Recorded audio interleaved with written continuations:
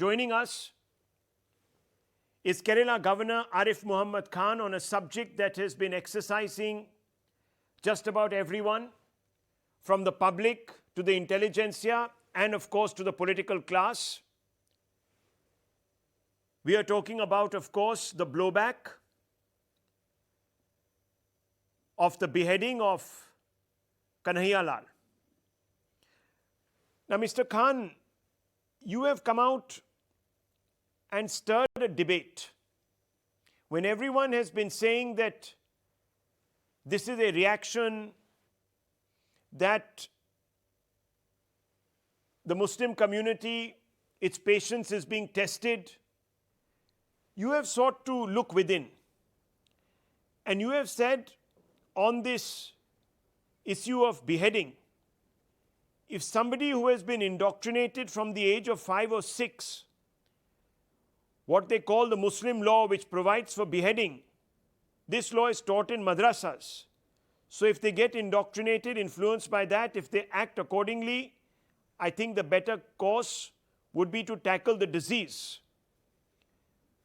Sir, why have you spoken about this in this manner?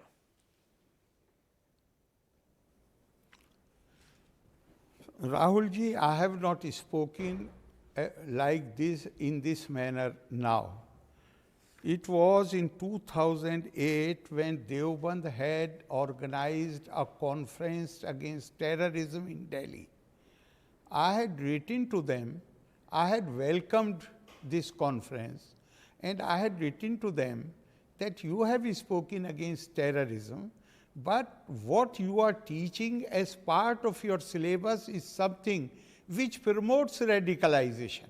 And I had quoted from the books which are on their syllabus. The book says,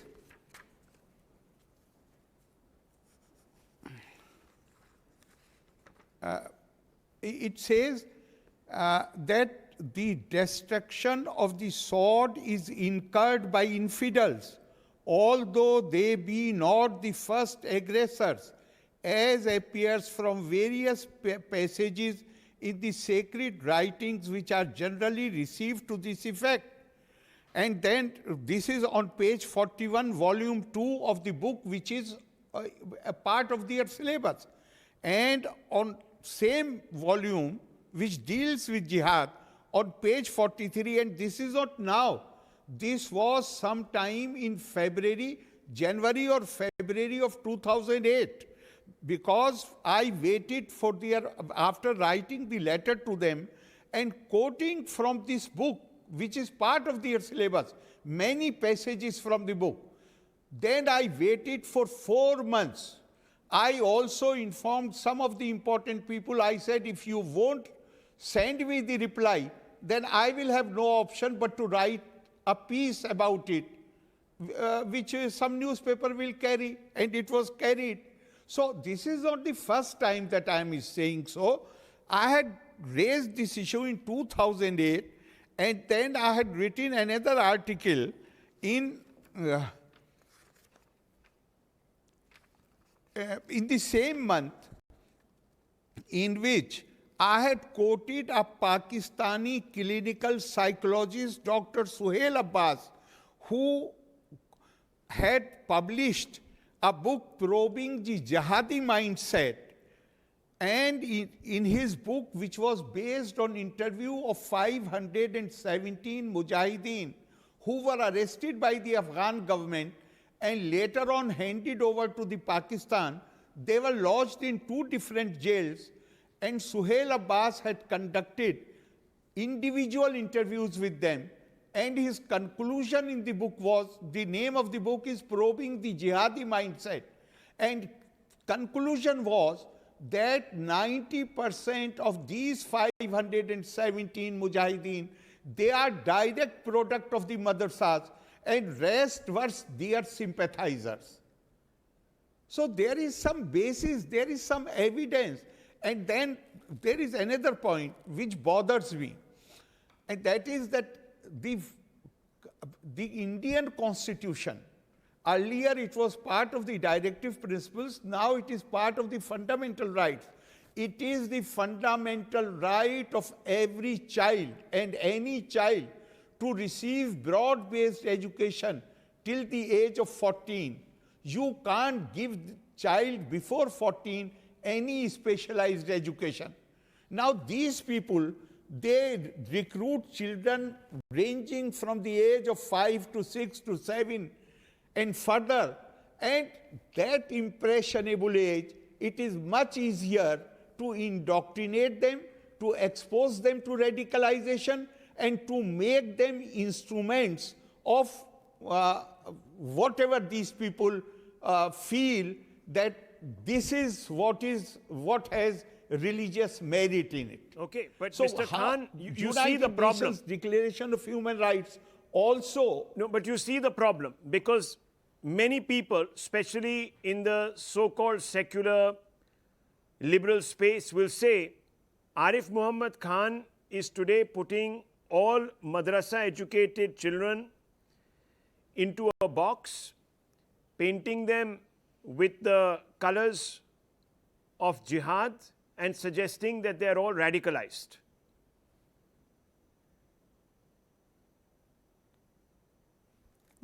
How can they say, this is my book which was published in 2010, it carries both the articles, and this was published in 2010. Each article also gives the date on which it was published in some magazine or newspaper. How can they say that I'm saying so today? The date is clearly given, 15 May 2008. The book itself was published in 2010. How can anybody make this irresponsible charge against me? So there is a civilizational, unfortunately, there's no other way of putting it. There is a civilizational disconnect here, and we are moving towards some sort of a civilizational clash. Because you say that the foundations, the fundamentals speak of beheading as some sort of moral obligation. And if children are indoctrinated in the fundamentals, then automatically they would become soldiers for this kind of obscurantism.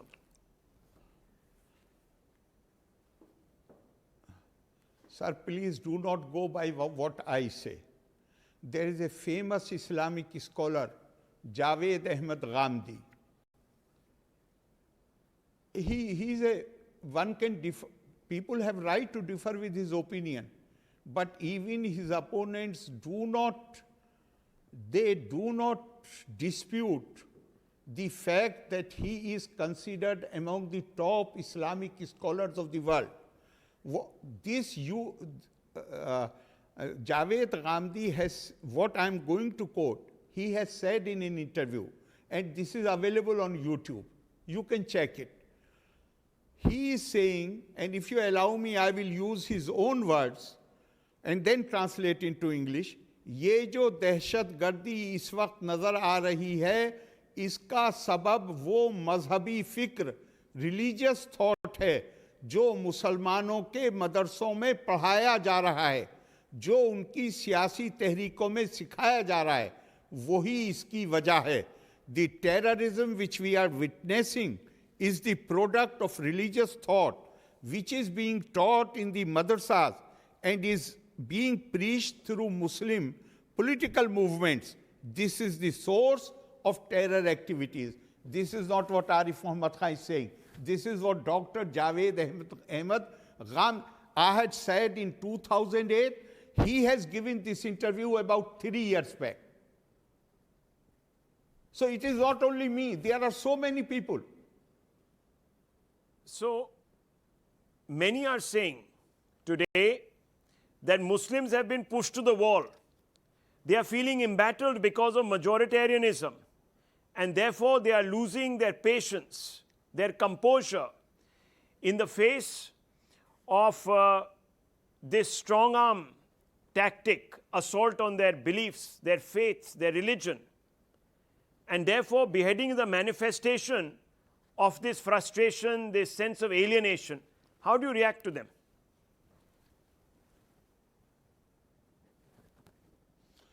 These are the arguments. This is the same mindset like that of Jinnah, who had no working relationship with the religion. But he was using the name of religion to further his own political interest.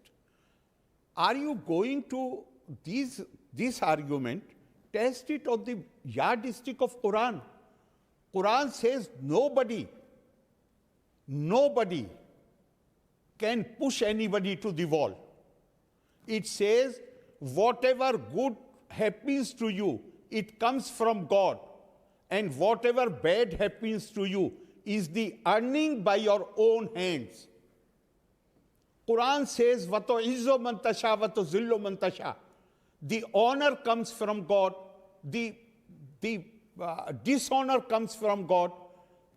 It all depends on our actions. Holding human beings responsible for your own problems, that is something which goes against the basic teachings of the book. And there was no need for me to quote from the book. I am quoting the book from the book only because they are giving these arguments and posing as if, because they are projecting them as Muslim arguments. The Muslim argument cannot be devoid of the teachings of the Quran. How can you hold any other person responsible for your own problems?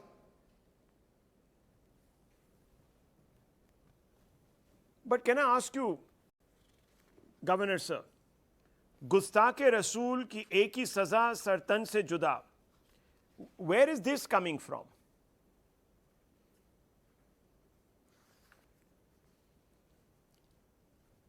No, I was just now explaining that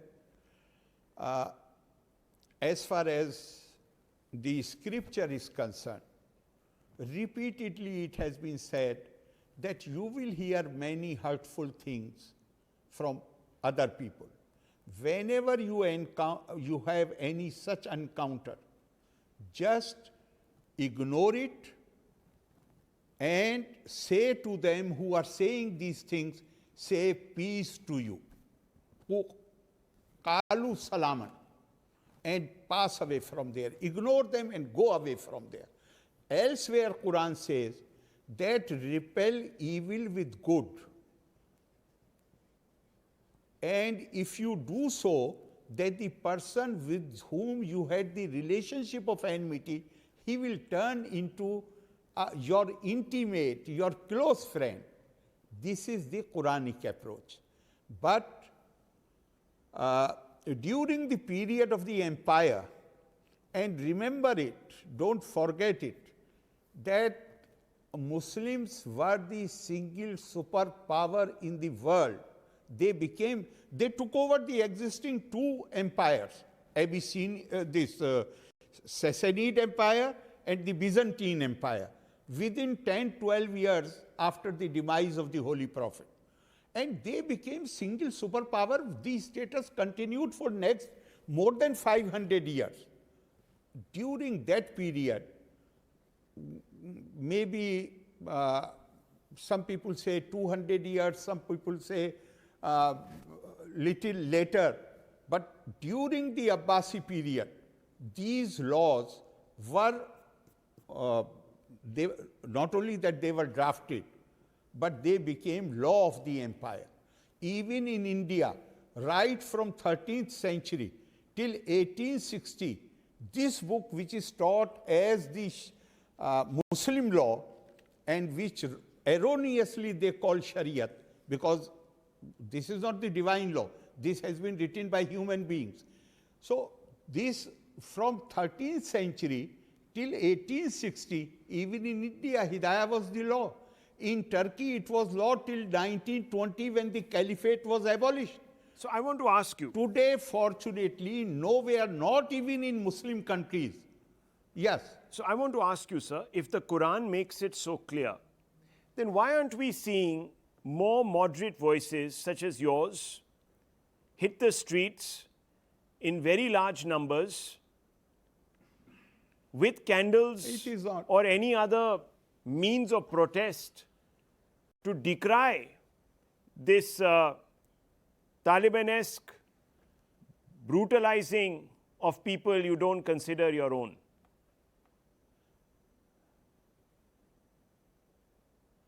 Sir, in 1986, when this issue of triple divorce arose, I, right from my speech in Parliament to press conferences everywhere, I was quoting from Quran. I was quoting even from Hadith.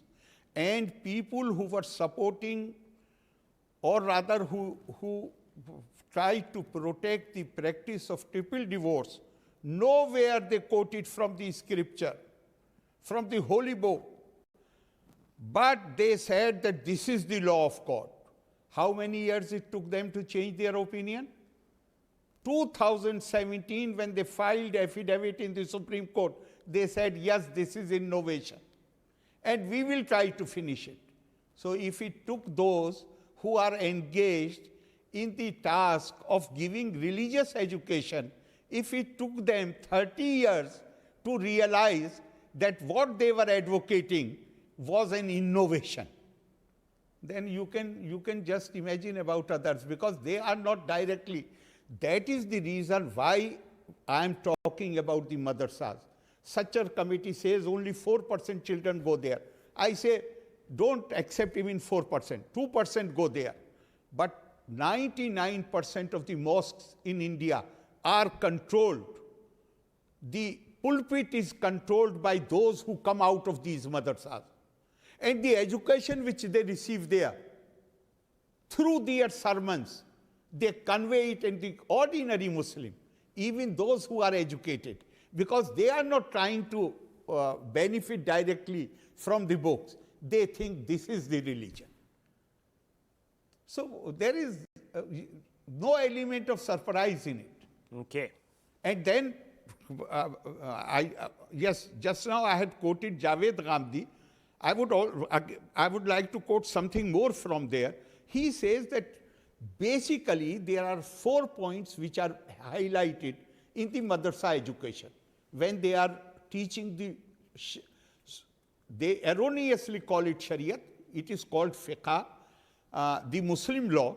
And he says, again I would like to use his own words, पहली चीज ये है कि अगर दुनिया में कहीं शिर्क होगा, मतलब मुसलमान के अलावा कोई दूसरा है जिसको आप इबादत कर रहे हैं उसकी इबादत नहीं कर रहा है, तो वो उसको खत्म करना, उसकी सजा मौत है और ये सजा लागू करने का हमें हक है.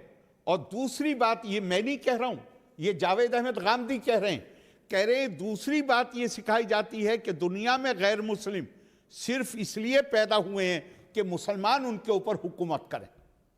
तो वो तो पाकिस्तानी हैं, इस्लामिक स्कॉलर हैं, वो ये कह रहे हैं. और आखिर में वो ये कहते हैं कि जब तक ये एजुकेशन जारी रहेगी तब तक ये बात को सोचना भी बंद कर दीजिए कि दुनिया में कहीं शांति स्थापित हो सकती है. ये मैं नहीं कह रहा हूं, मेरे ऊपर इल्जाम लगाना बहुत आसान है. ये जावेद अहमद गामदी कह रहे हैं, जिनके हजारों क्लिप हैं यूट्यूब पर. वो सिर्फ इस्लाम का, वो उनका कहना है कि वो ऑल्टरनेटिव नैरेटिव जो है इस्लाम का वो बताने की कोशिश करते हैं, जो क्लेरिक से अलग नैरेटिव है. Well, sir, very illuminating conversation with you as always, Governor Saab. Thank you very much for speaking to Times Now and putting this matter into perspective. Thank you very much. Thank you very much.